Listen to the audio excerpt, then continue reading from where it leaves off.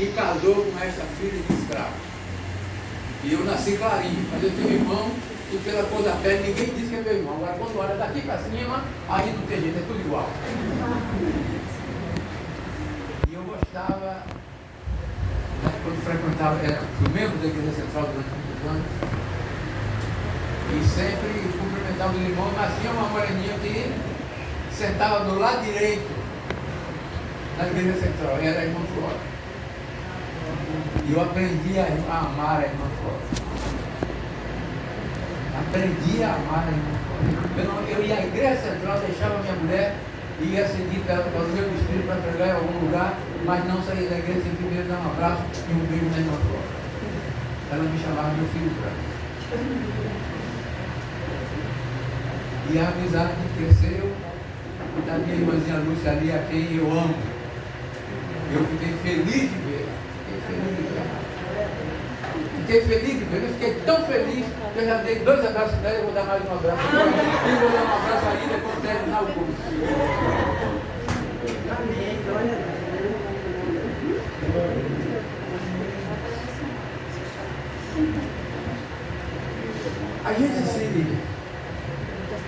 A gente se emociona com encontros assim.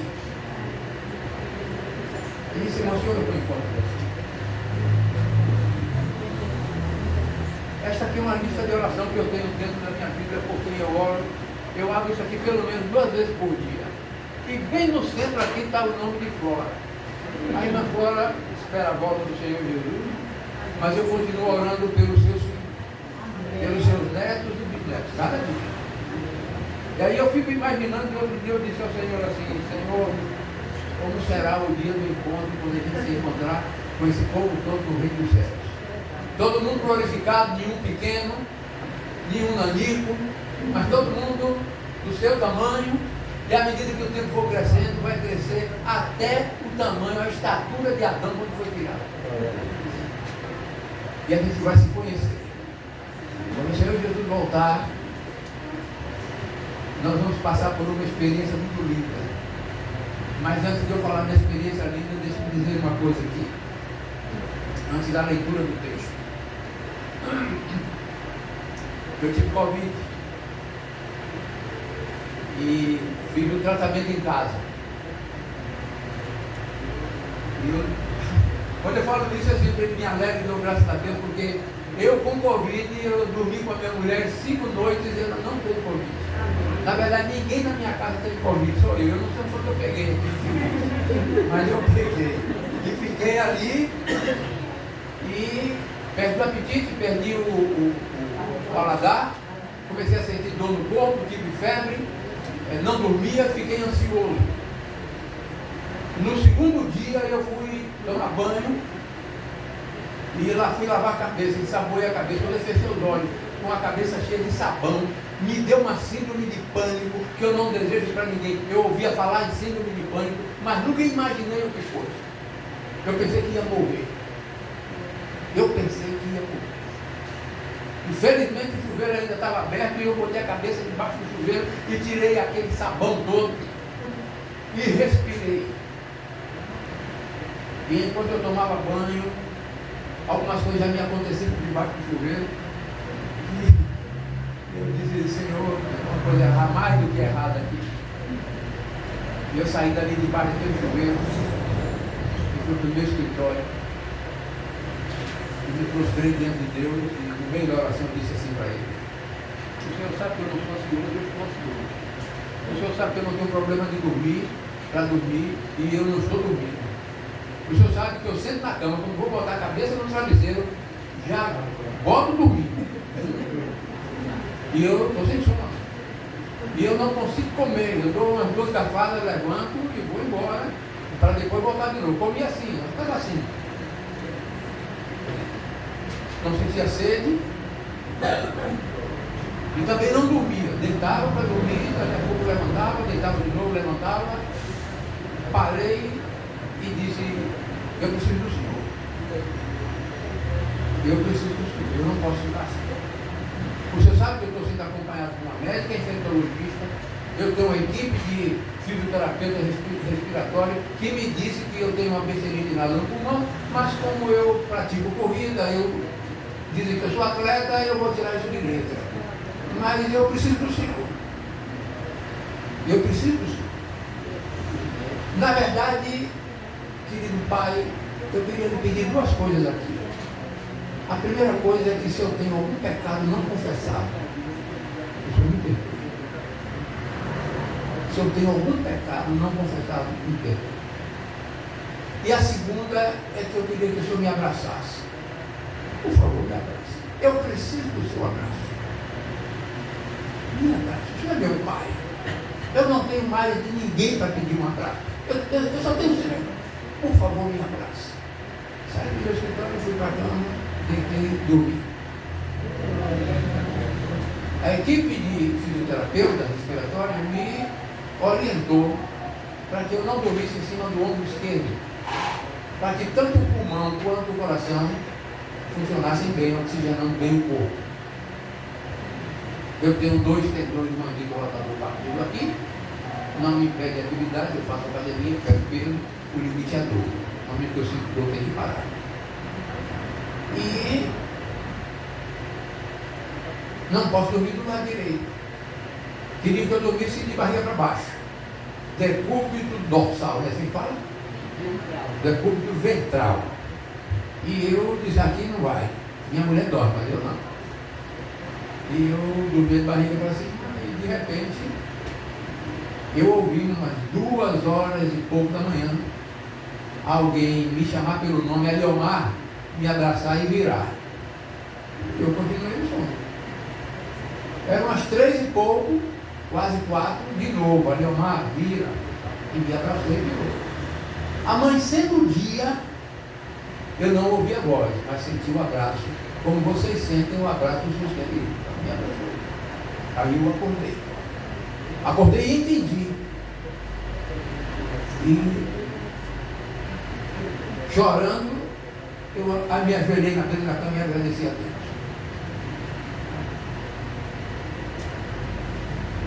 No dia seguinte estava de alta, não tinha mais nada. Aí eu fiquei ousado. E me lembrei de umas experiências do passado, até quando eu tinha 17 anos. Muitas coisas vieram assim à mente, mas eu me lembrei de uma conversa que eu tive com um irmão, antigo irmão, falecido irmão da Igreja Central de Salvador, chamado Jorge Cury. Eu era capelão do hospital Salvador, era da Boa Ventura na época. Cury tinha a idade de ser meu pai, e os filhos dele estudaram comigo no IAE, no internato.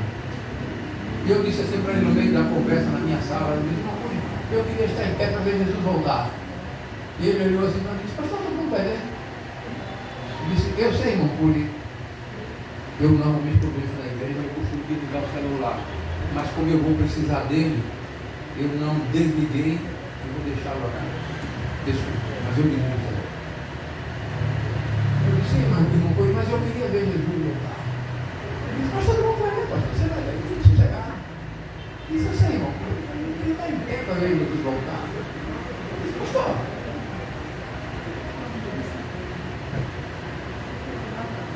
fique sossegado, você vai ver. Todo mundo vai ver. E eu entendi que a conversa não ia prosseguir naquilo que eu estava querendo dizer para ele, e eu me recolhi. E depois do Covid, eu fiz uma oração a Deus, no meio da oração, pedindo por irmãos que sabiam que estavam doentes, por pastores, por irmãos da igreja que estavam passando por tribulações por causa do Covid, irmãos nossos espalhados pelo mundo, uma quantidade imensa de irmãos. Eu assisti um vídeo de uma igreja na Itália, em que o pastor, depois que se recuperou do Covid, ele visitou a igreja, quando a pandemia foi passando. E ele entrou na igreja e saiu olhando a igreja vazia e apontando os lugares onde irmãos que se assentavam ali não existiam mais. Quase 60% da igreja morreu de Covid. E eu fiquei pensando no sentimento do coração daquele pastor que amava as suas ovelhas. E aí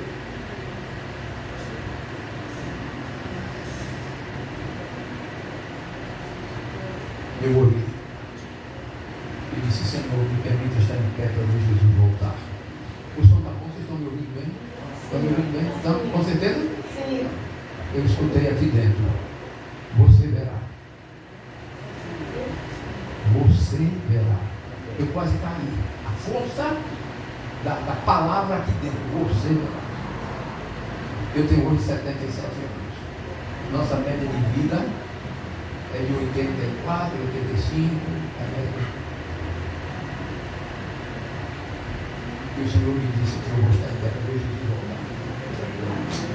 Eu costumo passar temporada nos Estados Unidos depois da minha jubilação. E eu assisti a última conferência geral, já um ano antes da conferência geral, eu ia pedindo a Deus que fosse a última.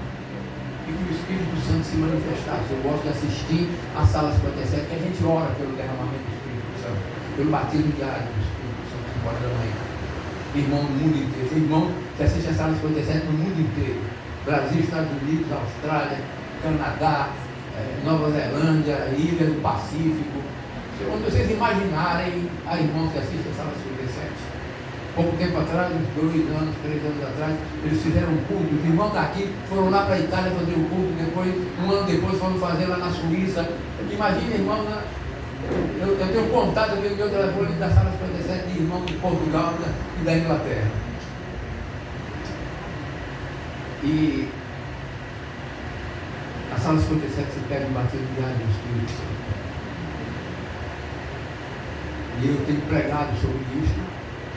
E orei ao Senhor pedindo que a conferência geral fosse a última. Fiquei feliz quando o pastor Hércules foi escolhido como presidente. Eu assisti o sermão dele como secretário. E agora eu ia assistir o sermão dele como presidente da conferência geral. E em 2005 eu fui para a conferência geral como delegado e tive acesso a um bocado de material. E um dos materiais que eu tive acesso foi o sermão do pastor Ted Wilson, quando ele foi eleito em 2010. E eu consegui o sermão dele e dupliquei o sermão dele. Eu era pastor da igreja do distrito de Brotas. Todos os irmãos de Brotas e de outras igrejas, onde eu preguei o Evangelho, eu distribuí uma cópia daquele sermão. Primeiro eu pregava e fazia o que um dia o irmão Ângelo da igreja de Brotas, falecido, me disse: pastor, primeira vez que eu ouço o senhor perguntar se os irmãos gostaram do sermão. Mas eu gostei do que aconteceu no final. Porque eu pregava o sermão e dizia: não, vocês gostaram do sermão? E a resposta era: sim, sermão lindo, bonito, missionário, um sermão digno de um presidente de conferência geral. Aí eu dizia: a saída, os diáconos têm uma cópia do sermão, quem quiser pode pegar. Eu distribuí mais 1000 cópias do sermão do pastor Ted Wilson. E eu fui para a conferência geral, suplicando a Deus que o Espírito Santo fosse derramado naquela sessão. Alguém aqui assistiu o final? Vocês não assistiram? Amados, você chegar em casa hoje, não durma sem entrar no YouTube e pedir ao YouTube o final da sessão da conferência geral. Apoteótico. Maravilhoso. 60 mil pessoas cantando Castelo Forte, cantando Aleluia, cantando o hino do Maria. Enquanto 212 irmãos representando os 212 países onde a igreja está representada no mundo, desfilando com as suas bandeiras que está existindo. Aquela é a demonstração do que era a igreja adventista em 1863, quando a igreja foi fundada e ninguém dava um tostão furado. O que é a igreja adventista hoje? Eu tenho coragem de dizer para os irmãos que a igreja adventista é a igreja mais missionária que existe no mundo. 212 países. E quero lhes dizer que a ADRA é a única ONG que a ONU, quando precisa de alguma atividade, por terremoto, por inundação, por catástrofes, a ONU bota dinheiro e não faz questão de pedir conta, porque eles sabem que as contas são honestas. É a única. Eles dizem isso com muita clareza. Então, eu ouvi, assisti a conferência geral e orando e dizendo: Senhor, e o teu Espírito Santo, eu não vi ainda o Espírito descer, eu queria ver o fogo descer sobre cada um desse povo aqui.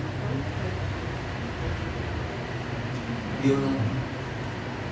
Eu ouvi no final o sermão do pastor Hércules dizer assim: meus irmãos, nós nos veremos na próxima conferência geral daqui a 5 anos em Indianápolis. E quando ele falou isso, saiu de dentro assim do meu coração, saiu pela minha boca, falei: não! E a minha mulher estava do lado, o que foi? E disse: desculpe. Os primos que estavam do lado olharam para mim e disseram: não se preocupe. E aí ele disse assim: se Jesus não voltar antes, eu continuo orando para que o Senhor Jesus volte de volta. Eu continuo orando, porque eu sei do rosário de pedidos de irmãos por doenças, por conversão. Eu sei de irmãos que passam tribulações na vida, tribulações com marido, com mulher, com filho. Eu sei de irmãos que choram usando a linguagem bíblica entre o alpendre e o altar pela conversão de seus familiares. Eu sei de irmãos assim. E eu sei de irmãos que, como eu, tem saudade de um lugar que a gente nunca esteve, mas sabe que existe e que é maravilhoso, que é o reino do céu. Eu oro a Deus cada dia pelo derramamento do Espírito Santo. E estou pregando sobre isso e vou falar sobre isso. E quero dizer, lamentavelmente, para os irmãos, que nós estamos como igreja hoje pregando sobre a volta de Jesus menos do que muita igreja por aí. A maioria das vezes, quando nós pregamos sobre a volta de Jesus, falando num tapa. Quando falamos do Espírito Santo, falando num tapa. A maioria dos irmãos da igreja adventista do sétimo dia não conhecem o Espírito Santo. Não tem intimidade com Deus. E vou provar para vocês agora. Em 2017, em 2018, a Conferência Geral encomendou a uma empresa de estatística que fizesse uma pesquisa sobre os hábitos de oração dos adventistas do sétimo dia ao redor do mundo. Essa empresa selecionou 58 mil adventistas ao redor do mundo. E o resultado da pesquisa foi: 65% dos membros da igreja oram diariamente ou mais de uma vez por dia. Oram diariamente ou mais de uma vez por dia. 65%. 17% oram mais de uma vez por semana. Mais de uma vez por semana. Vai tirando suas conclusões. 8% oram cerca de uma vez por semana. 6% oram menos de uma vez por mês. E arredondando os 100%, 4% não oram nunca. 4% dos 23 para 24 milhões de adventistas ao redor do mundo dá quase 1,3 milhão pessoas que não oram nunca e se dizem adventistas. Então eu lhes quero dizer que 35% dos membros da igreja adventista do sétimo dia não conhecem o Senhor, a não ser de ouvir falar. Não tem intimidade com Deus. Não lutam com Deus. Estão ocupados com centenas e centenas de objetos e situações, menos com o seu Senhor e com a mensagem a dar ao mundo. No mês de setembro, eu assisti um encontro da fé, onde eu não vou precisar mais do celular. Me permitam aqui, eu vou desligar.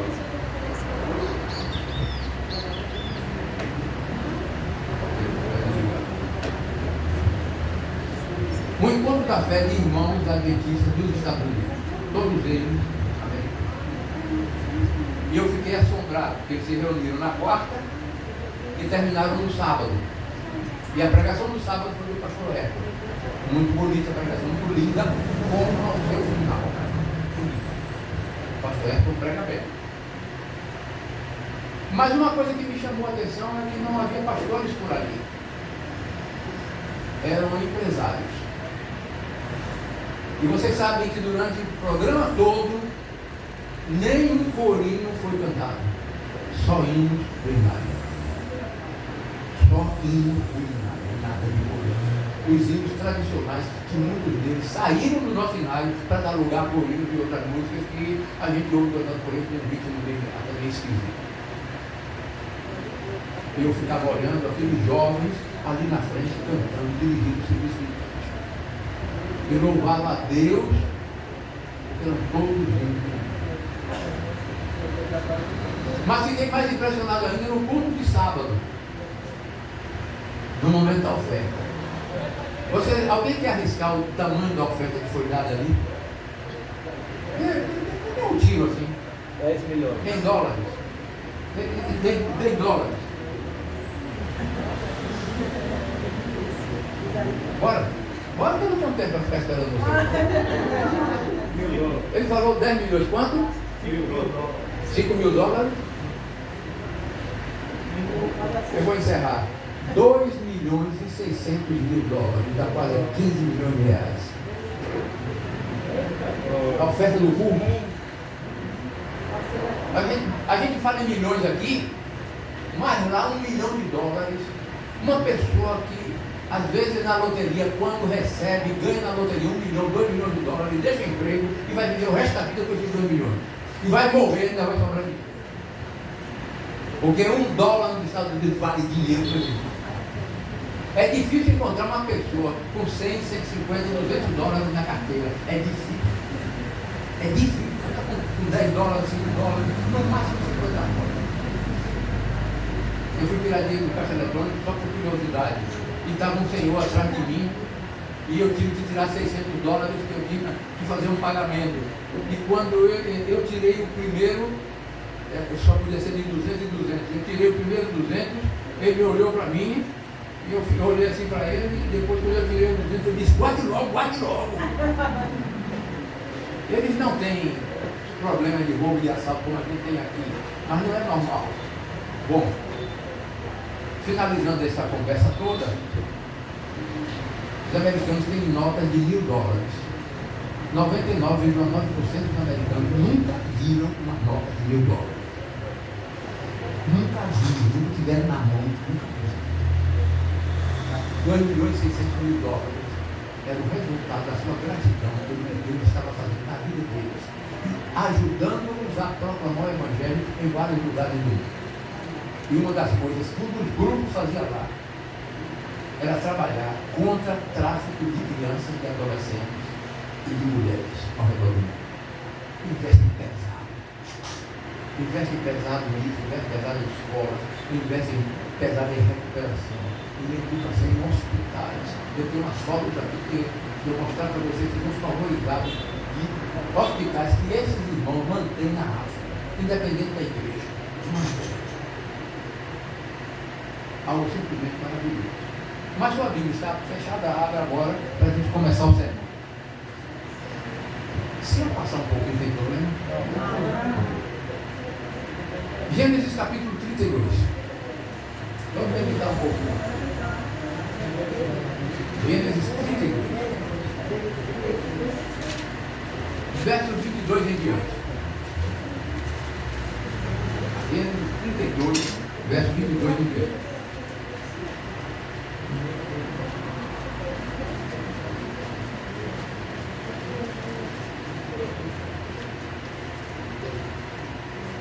Chegaram todos? 32, verso 22 em diante. Diz assim: E levantando-se naquela mesma noite,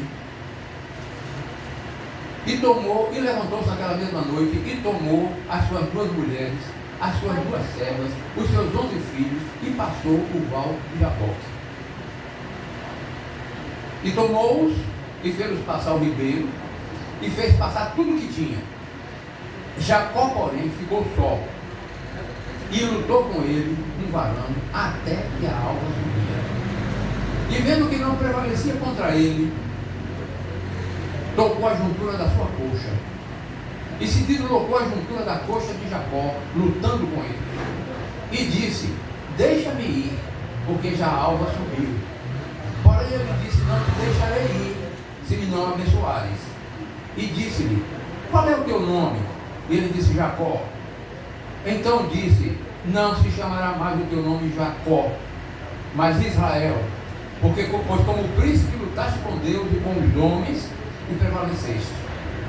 Jacó lhe perguntou e disse: dá-me, peço-te a saber o teu nome. E disse: por que me perguntas pelo meu nome? E abençoou-o ali. E chamou Jacó o nome daquele lugar Peniel, porque dizia: tenho visto a Deus face a face, e a minha alma foi salva.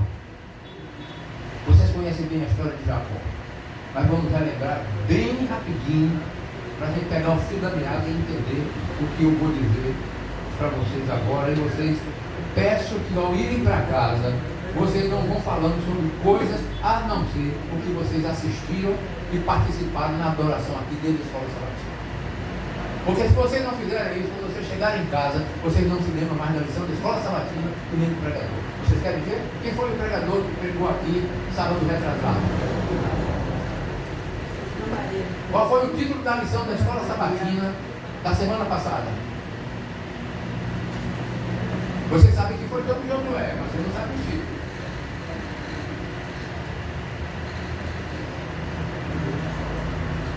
Se vocês saírem da igreja e saírem conversando sobre qualquer outra coisa, vocês vão esquecer o sermão. Vocês vão esquecer a mensagem que Deus mandou. Vocês vão esquecer a mensagem que Deus mandou. E agora eu quero pedir para vocês que quando vocês saírem daqui, vocês já comecem a orar pelo pregador da próxima semana. Para que o pregador da próxima semana venha e exalte o nome do Senhor Jesus. Amém. Exalte o nome do seu Deus. Amém. Do nosso Salvador. Para que a mensagem fique gravada indelevelmente no nosso coração. Não se esqueçam, saiam daqui, mas não saiam conversando sobre qualquer coisa. Conversem sobre a mensagem do Senhor. Supliquem a Deus, gratidão pela mensagem, e supliquem a Deus para que ilumine a conversa. Está bem? Estamos combinados aí? Combinado. E quando vocês precisarem de mim uma outra vez, não se demorem para me convidar, porque eu estou aqui, um convite que foi feito quando eu estava nos Estados Unidos, ainda em setembro ou agosto. Foi abril. E eu já estou com o mês de janeiro cheio, já estou com o mês de fevereiro cheio, mas eu gostaria de estar aqui com vocês de novo. Vocês não têm a